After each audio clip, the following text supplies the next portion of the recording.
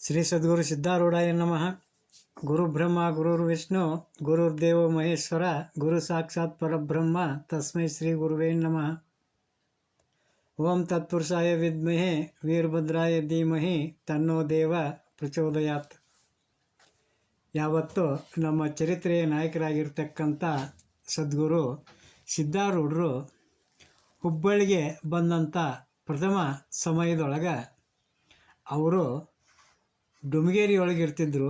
ಅಲ್ಲೇ ಜನಸಂಘದಿಂದ ದೂರ ಇದ್ದು ಕುರಿ ಕಾಯುತ್ತಿರುವ ಹುಡುಗರು ಕೂಡ ಅಥವಾ ದನ ಕರಗಳನ್ನು ಮೇಯಿಸ್ತಾ ಇರ್ತಕ್ಕಂಥ ಹುಡುಗರು ಕೂಡ ಅವರು ಕೂಡ ಆಟ ಆಡ್ತಾ ಅವ್ರ ಜೊತೆಗೆ ಇದ್ದು ಕುರಿಗಳನ್ನು ಕಾಯ್ತಾ ದನ ಕರುಗಳನ್ನು ಕಾಯ್ತಾ ಆ ಹುಡುಗರಿಗೆ ಸೆಗಣಿ ಕಟ್ಟಿಗೆ ಕುಳ್ಳುಗಳನ್ನು ಒಟ್ಟುಗೂಡಿಸಿಕೊಡುತ್ತಾ ಅವ್ರ ಜೊತೆಗೆ ಕಾಲವನ್ನು ಕಳೀತಿದ್ರು. ಆ ಟೈಮ್ದೊಳಗೆ ಸದ್ಗುರು ಸಿದ್ಧಾರೂಢರು ಯಾರನ್ನೋ ಭೇಟಿ ಆಗಕ್ಕೆ ಇಷ್ಟಪಡ್ತಿದ್ದಿಲ್ಲ. ಜನರನ್ನು ನೋಡಿದರು ಅಂತಂದ್ರೆ ಓಡಿ ಹೋಗಬೇಕು ಅಂತೇಳಿ ಇಲ್ಲ ಮೌನ ಧರಿಸಿ ಕುಳಿತಿರಬೇಕು, ಹಿಂಗೆ ಮಾಡ್ತಿದ್ರು. ಇಂಥ ಟೈಮ್ದೊಳಗೆ ಒಂದಾನೊಂದು ದಿವಸ ಹಿರೇಮಠದ ಗುರುಪಾದಯ್ಯ ಅಂತಕ್ಕಂಥ ಒಬ್ಬ ವ್ಯಕ್ತಿ ಸಿದ್ಧರ ದರ್ಶನ ಆಕಾಂಕ್ಷೆಯಿಂದ ಅಲ್ಲಿ ಅವರಿದ್ದಲ್ಲಿಗೆ ಬರ್ತಾನೆ. ಆವಾಗ ಆ ಸದ್ಗುರು ಸಿದ್ಧಾರೂಢರನ್ನು ದೂರದಿಂದ ನೋಡಿದ ಕೂಡಲೇ ಅವನಿಗೆ ಆಶ್ಚರ್ಯಕ್ಕೈತಿ. ಯಾಕಂದ್ರೆ ಆ ಸಿದ್ಧಾರೂಢರ ಕೈಯೊಳಗೆ ದೊಡ್ಡ ದೊಡ್ಡ ಕಲ್ಲುಗಳನ್ನು ಹಿಡ್ಕೊಂಡ ಆ ಸಿದ್ಧಾರೂಢರು ಗಿಡದ ಮ್ಯಾಲೆ ಹತ್ತಿ ಕುಂತಿದ್ರು. ಆಗ ಕೆಳಗೆ ನಿಂತಿರುವಂಥ ಆ ಹುಡುಗನ ಮೇಲೆ, ಆ ಕುರಿ ಕಾಯುವ ಹುಡುಗನ ಮೇಲೆ ಒಂದು ಕಲ್ಲನ್ನು ಒಗಿತಾರೆ. ಆ ಕಲ್ಲು ಅವನ ತಲೆಗೆ ಬಡದ ಕೂಡಲೇ ಆ ಹುಡುಗ ಚೀರಾಡಿ ಅಳಕ್ಕೆ ಚಲೋ ಅಕ್ಕಾನ. ಆವಾಗ ಆ ಹುಡುಗ ಆಕ್ರಂದನ ಮಾಡಿ ಅಳುವುದನ್ನು ನೋಡಿ ಸಿದ್ಧಾರೂಢರು ಏನು ಮಾಡ್ತಾರೋ ಅಂತಂದ್ರೆ ಮತ್ತೊಂದು ಕಲ್ಲು ತಗೊಂಡ ಆ ಅಳ್ತಕ್ಕಂಥ ಹುಡುಗಗ ಶಿವಾಯ ನಮಃ ಅಂತೇಳಿ ಮತ್ತೊಂದು ಕಲ್ಲು ಆ ಹುಡುಗ ಒಗಿತಾರೆ. ಆವಾಗ ಆ ಎರಡನೇ ಕಲ್ಲು ಅತಿ ವೇಗವಾಗಿ ಬಂದ ಆ ಹುಡುಗಗ ತಾಗಿದ ಕೂಡಲೇ ಅವ ಅಳೋದು ಬಿಟ್ಟ ಶಾಂತಾಗಿ ಅವನ ದುಃಖೆಲ್ಲ ಹೋಗಿ ಆತ ನಗುತ್ತಾ ನಿಂದಿರ್ತಾನೆ. ಆವಾಗ ಇದನ್ನು ಕಂಡಂಥ ಆ ಗುರುಪಾದಯ್ಯ ಅತ್ಯಂತ ಆಶ್ಚರ್ಯಪಟ್ಟ ತನ್ನೊಳಗೆ ತಾನು ವಿಚಾರ ಮಾಡ್ತಾನು. ಜನ ಎಲ್ಲ ಇವು ಹುಚ್ಚಂತಾರು, ಈತ ಒಬ್ಬ ಅವಧೂತನ ಇರಬೇಕು ಅಂತೇಳಿ ತಿಳ್ಕೊಂಡು ನನಗೆ ಅನಿಸ್ತೈತಿ.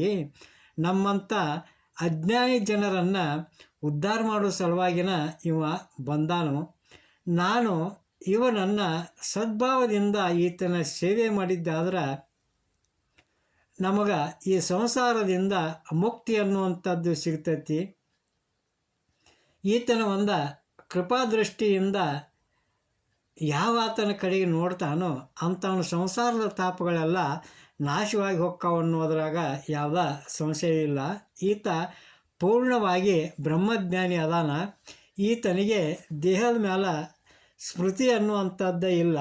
ಇಂಥ ಒಂದು ವಿಧೇಯ ಸ್ಥಿತಿ ಪ್ರಾಪ್ತವಾಗಿದ್ದಂಥ ಈ ಮಹಾತ್ಮನಿಗೆ ಅನ್ನ ಆಹಾರಗಳನ್ನು ತಂದು ಕೊಟ್ಟಿದ್ದಾದ್ರೆ, ಸತ್ಯವಾಗಿ ಈತನ ಸೇವೆ ಮಾಡಿದ್ದಾದ್ರೆ ನಾನು ಧನ್ಯಕ್ಕೇನಿ ಅಂತೇಳಿ ತಿಳ್ಕೊಂಡ ವಿಚಾರ ಮಾಡಿ ಆತನ ಸಮೀಪಕ್ಕೆ ಹೋಗ್ಬೇಕಂತೇಳಿ ವಿಚಾರ ಮಾಡಿದಾಗ, ಆದ್ರೆ ಈ ಸಿದ್ಧರ ಪರಿಚಯ ನನಗಿಲ್ಲ. ನಾ ಇವ್ರ ಸಮೀಪ ಹೋದ ಕೂಡಲೇನ ಇವ್ ಯಾವ ಬಂದ ಅಂಥೇಳಿ ಭಯ ಪಟ್ಕೊಂಡ ಓಡಿ ಹೋಗಿಬಿಟ್ರು, ಏನು ಮಾಡೋದು ಅಂತೇಳಿ ತಿಳ್ಕೊಂಡ ಮೆಲ್ಲಗೆ ಬಂದ ಆ ಸಿದ್ಧರು ಕಲ್ಲಿನಿಂದ ಹೊಡೆದಂಥ ಹುಡುಗನ ಹತ್ರ ಬಂದು ಕೇಳ್ತಾರೆ, ತಮ್ಮ ನಿನಗೆ ಈ ಸಿದ್ಧರ ಕಲ್ಲಿಂದ ಹೊಡೆದಾಗ ಮೊದಲು ಅಳಾಕತ್ತೀವಿ, ಆಮೇಲೆ ಎರಡನೇ ಕಲ್ಲು ಹೊಡೆದ ಮೇಲೆ ನೀನು ಶಾಂತ ಅದು ಇದಕ್ಕೆ ಕಾರಣ ಏನು ಅಂತ ಕೇಳಿದಾಗ ಆ ಹುಡುಗ ಹೇಳ್ತಾನೆ, ಈ ಸಿದ್ಧ ನಿಜವಾಗಿ ಹುಚ್ಚದಾನು, ಆದ್ರೆ ಇವನಂತೇಕ ಒಂದು ಉತ್ತಮ ಗುಣ ಐತಿ. ಅದು ಏನಪ್ಪ ಅಂತಂದ್ರೆ ಯಾರಿಗೊಬ್ಬರಿಗೂ ದುಃಖವಾದದ್ದನ್ನು ಈತ ಕಂಡ ಅಂತಂದ್ರೆ ಆತ ಅದನ್ನು ತತ್ಕಾಲ ಕ್ಷಣ ಮಾತ್ರದೊಳಗೆ ಆ ದುಃಖವನ್ನು ಕಳೆದು ಬಿಡ್ತಾನು.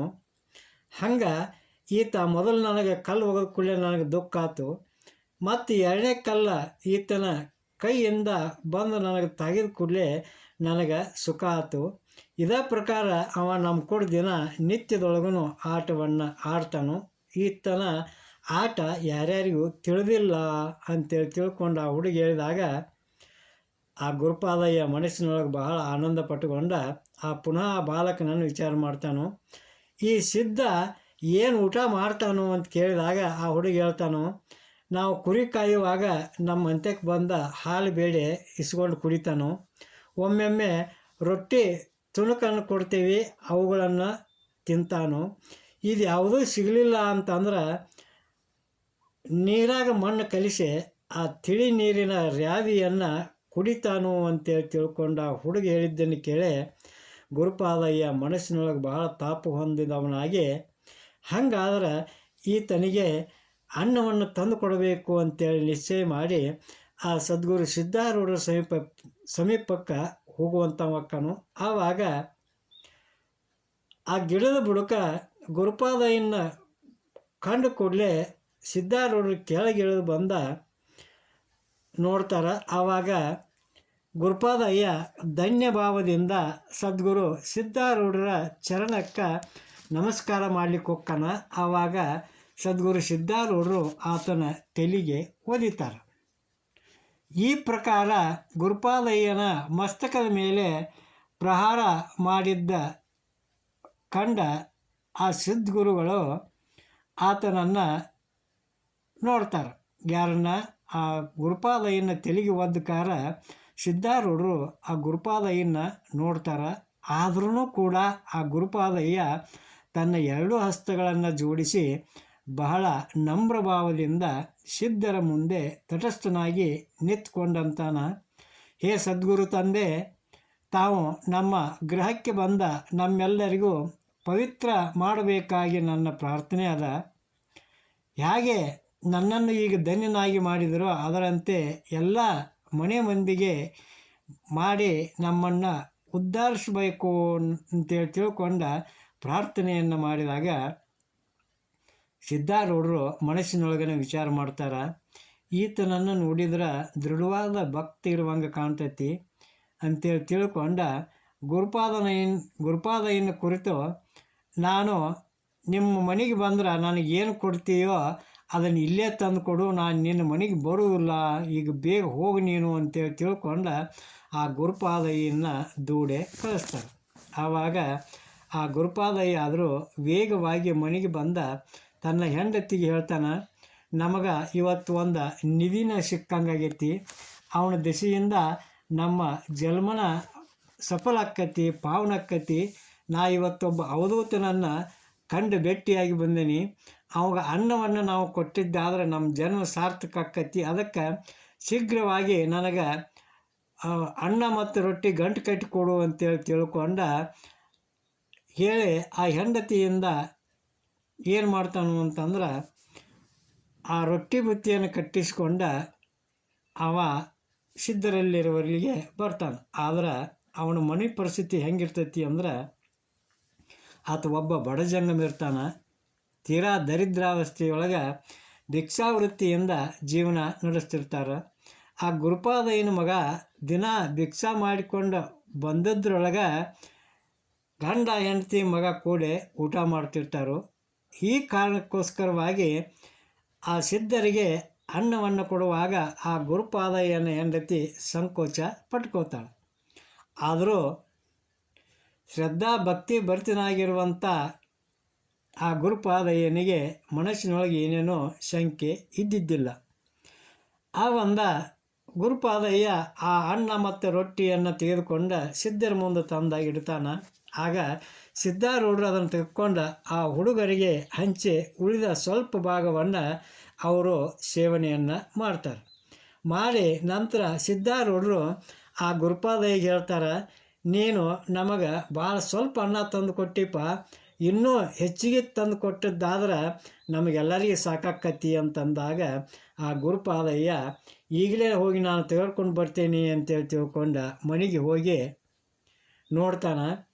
ಆ ಗುರುಪಾದಯ್ಯ ಉಣ್ಣುವಷ್ಟು ಮಾತ್ರ ಮನೆಯೊಳಗೆ ಅನ್ನ ಉಳಿದಿರ್ತೈತಿ. ಆ ತನಗೆ ಉಳಿದಂಥ ಉಣಬೇಕಾದಂಥ ಉಳಿದ ಅನ್ನವನ್ನು ಸಹಿತ ಶೀಘ್ರವಾಗಿ ಕಟ್ಟಿಕೊಂಡು ಸಿದ್ಧರ ಸಮೀಪಕ್ಕೆ ಬಂದ ಅವ್ರ ಮುಂದಿಟ್ಟ ನಮಸ್ಕಾರ ಮಾಡಿ ನಿಂದಿರ್ತಾನೆ. ಆವಾಗ ಆ ಗುರುಪಾದಯ್ಯ ಉಪವಾಸ ಇದ್ದರೂ ಕೂಡ ಅವನಿಗೆ ಭಾಳ ಆನಂದ ಆಕ್ಕೈತಿ. ಯಾಕೆ ಅಂತಂದ್ರೆ ಈ ಹೊತ್ತು ನಾನು ಈ ಸದ್ಗುರುವಿಗೆ ಉಣಿಸಿ ನಾನು ಪೂರ್ಣ ತೃಪ್ತಿಯನ್ನು ಹೊಂದಿದೆ ಅಂತೇಳಿ ತಿಳ್ಕೊಂಡ ಇವತ್ತೊಂದು ದಿವಸ ನಂದು ಉಪವಾಸ ಆಯಿತು ಅಂತಂದ್ರೆ ಈ ಹೊತ್ತು ಉತ್ತಮವಾದ ವೃತ ನನ್ನಿಂದ ಪಾಲನೆ ಆಯಿತು ಅಂತೇಳಿ ನಾನು ತಿಳ್ಕೊತೀನಿ ಅಂತೇಳಿ ಅಂತಾನೆ. ಆವಾಗ ಆ ಗುರುಪಾದಯ್ಯ ತನ್ನ ಪಾಲಿನ ಅನ್ನವನ್ನು ತಂದು ಕೊಟ್ಟಂಥ ಅನ್ನದ ಗಂಟನ್ನು ಬಿಚ್ಚಿದ ಸಿದ್ಧಾರೂಢರು ಆ ಅನ್ನವನ್ನು ತೆಗೆದುಕೊಂಡ ಆ ಹುಡುಗರಿಗೆಲ್ಲ ಪುನಃ ಹಂಚಿಕೊಟ್ಟ ಉಳಿದಂಥ ಶೇಷ ಭಾಗವನ್ನು ತಾವು ಉಣ್ಣುವಾಗ ಒಂದು ರೊಟ್ಟಿಯ ಸಣ್ಣ ತುಣುಕನ್ನು ಗುರುಪಾದಯ್ಯನಿಗೆ ಕೊಡ್ತಾರೆ.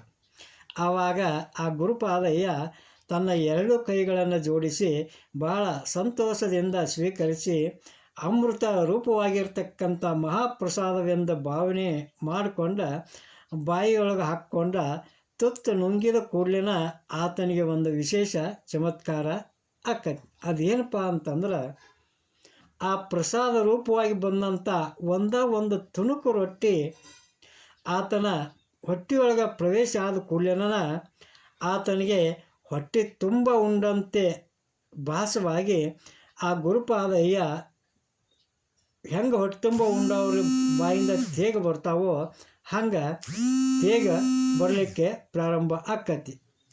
ಆವಾಗ ಇದನ್ನು ಕಂಡಂಥ ಆತ ಆಶ್ಚರ್ಯವನ್ನು ಪಟ್ಕೋತಾನ. ಆಶ್ಚರ್ಯವನ್ನು ಪಟ್ಕೊಂಡ ನಿಜವಾಗಿಯೂ ಈತ ಸದ್ಗುರು ನಾಥ ಪ್ರತ್ಯಕ್ಷ ಈಶ್ವರನ ಅದಾನು, ಇದರೊಳಗೆ ಏನೇನೋ ಸಂಶಯ ಇಲ್ಲ ಅಂತೇಳಿ ತಿಳ್ಕೊಂಡ ಈತನ ಸೇವಾ ಮಾಡಲಿಕ್ಕೆ ನಾನು ಪ್ರಾರಂಭ ಮಾಡಿದೆ ಅಂತಂದ್ರೆ ನನ್ನ ಜನ್ಮ ಸಫಲತೆಯನ್ನು ಹೊಂದತೈತಿ, ಸಾರ್ಥಕ ಆಕ್ಕತಿ ಅಂತ ತಿಳ್ಕೊಂಡು ಹೇಳುವಲ್ಲಿಗೆ ಇವತ್ತಿನ ಈ ಒಂದು ಕಥಾ ಶ್ರವಣವನ್ನು ಮುಕ್ತಾಯಗೊಳಿಸೋಣಂತ. ಜೈ ಮಂಗಳಂ, ಜೈ ನಮಃ ಪಾರ್ವತೀಪತಿ ಶಿವ ಹರ ಹರ ಮಹಾದೇವ. ಶ್ರೀ ಸದ್ಗುರು ಸಿದ್ಧಾರೂಢಾಯ ನಮಃ. ಶ್ರೀಮನ್ನಿಜುನಿ ಶಿವಯೋಗಿ ಮಹಾರಾಜ್ ಕಿ ಜೈ. ಶ್ರೀ ಗರಗದ ಮಡಿವಾಳ ಶಿವಯೋಗಿ ಮಹಾರಾಜ್ ಕಿ ಜೈ.